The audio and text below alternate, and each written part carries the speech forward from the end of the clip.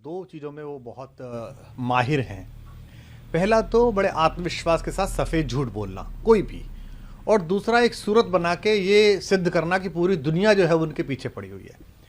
इस प्रक्रिया से उन्होंने एक समय में पूरे देश का मूर्ख बनाया, फिर हम साथियों का मूर्ख बनाया, फिर एक प्रदेश के लोगों पर डोरा डाला। यहाँ तक तो बात आती जाती रही, सरकार जीते हारें, लेकिन अगर कोई देश की बात थी और मुझसे अचानक किसी इंटरव्यू में एक वाक्य निकला तो उसमें इतनी परेशानी क्यों? वो आए ना, वो बात करें यहाँ पर आकर। तो उन्होंने एक बार भी ये नहीं कहा। मैं तो ये पूछना चाहता हूं भाई, आपको तो किसी ने टेररिस्ट नहीं कहा, पर हां आप मुझे ये बताइए, देश को बताइए कि क्या पिछले चुनाव में आपके घर पर टेररिस्ट एसोसिएशन से सिंपैथी रखने वाले लोग, बात कराने वाले लोग आते थे या नहीं थे?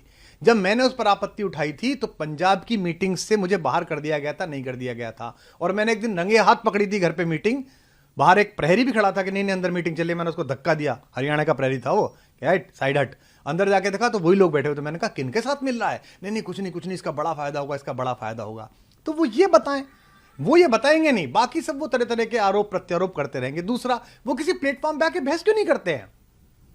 मुझे वो कह रहे हैं कि कवि है, हास्य कवि है। अरे भैया, मैं तो पढ़ा लिखा हूं, थ्रू आउट फर्स्ट क्लास हूं, गोल्ड मेडलिस्ट हूं, कॉलेज में पढ़ाया है 17 साल।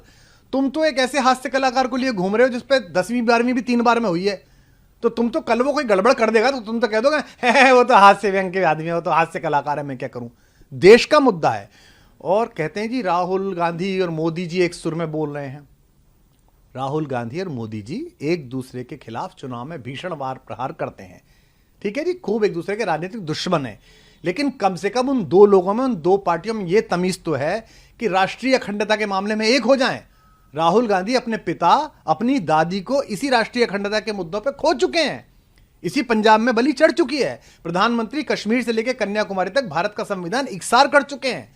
तो वो चुनाव में तो लड़ रहे हैं, वो कहां बनना चाह रहे हैं? भारत में मुख्यमंत्री, भारत में प्रधानमंत्री।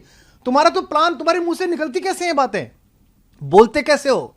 और आखिरी बात मैं कहना चाहता हूं आपके माध्यम से, मैं उसे चुनौती देता हूं। मैं यहां बैठ के कह रहा हूं, आम आदमी पार्टी का फाउंडर, संस्थापक, इस देश को तोड़ने वाली किसी भी चीज के खिलाफ मैं खून की आखिरी बूंद तक लड़ूंगा।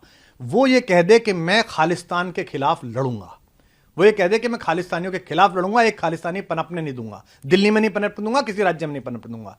खालिस्तान मेरे खून की आखिरी बूंद के बाद भी साकार नहीं हो पाएगा, ऐसा बोल दे। एक बार बोलेगे ना, क्या चुनाव करता है? इतनी बात कहने में क्या दिक्कत है कि मैं खालिस्तान के खिलाफ हूं? मैं कह रहा हूं मेरे खिलाफ तो प्रोपेगेंडा आपने वैश्विक करा दिया, पंजाब में चुटकुले कवि सम्मेलनों के वायरल करवा दिए, पर अब जब ये लोगों को बात पता चली कि तुम्हारा बेसिक इंटेंशन क्या है, तो कह रहे नहीं मैं तो ऐसा हूं और मेरे पीछे पड़ गए। ये विक्टिम कार्ड बहुत खेल लिया, मैं तो गरीब आदमी हूं, मैं तो फला आदमी हूं।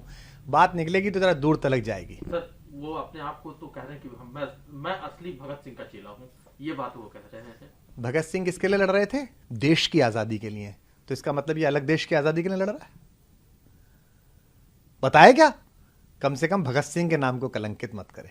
खैर, ये राजनीतिक बातें ज्यादा नहीं होनी चाहिए, मुझे इतना ही कहना था। बहुत धन्यवाद। एक सवाल है सिर्फ, चूंकि मैंने आम आदमी पार्टी के कई नेताओं से बात करने की कोशिश की, फोन पर तो उन्होंने बात दिया, समय नहीं दिया। उनका ये कहना है कि कुमार विश्वास साहब का पॉलिटिकल एजेंडा है, वो ये बताए कि वो किस पार्टी में हूं मैं।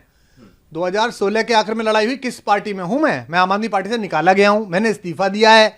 जो आदमी कहता था स्वराज से पार्टी है, वो जब से पार्टी बनी है तब से खुद ही अध्यक्ष बना बैठा है अपनी जेब में। और आम आदमी पार्टी के दूसरे तीसरे चौथे नंबर वाले कार्यकर्ताओं को बता दूं, ज्यादा ख्वाब मत पालो, अब दामाद जी आने वाले हैं, अब बहन जी आने वाली हैं, ये वहीं ले जाएगा और लोगों को जस्टिफाई कराएगा उन चेलों को, चिंटुओं को। जो स्वराज का शिरोमणि बनता था, जो संविधान की कसम खाता है, उसने अपना ही संविधान बदल दिया कि 3 साल से ज्यादा कोई अध्यक्ष नहीं रहेगा, संयोजक नहीं रहेगा, अपना संविधान खुद बदल दिया, मैं जब तक रहूंगा तब तक रहूंगा।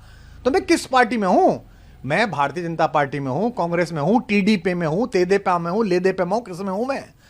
कोई मिलता नहीं तो उसके लिए बोल रहे हैं, उसके लिए बोले। अरे तू इधर उधर की बात ना कर भाई, ये बता कि खालिस्तान के विरोध में तेरा क्या स्टेटमेंट है? ये बता कि तेरे घर पे लोग आए थे, आते थे या नहीं आते थे, और बता दे, नहीं तो मैं बता दूंगा।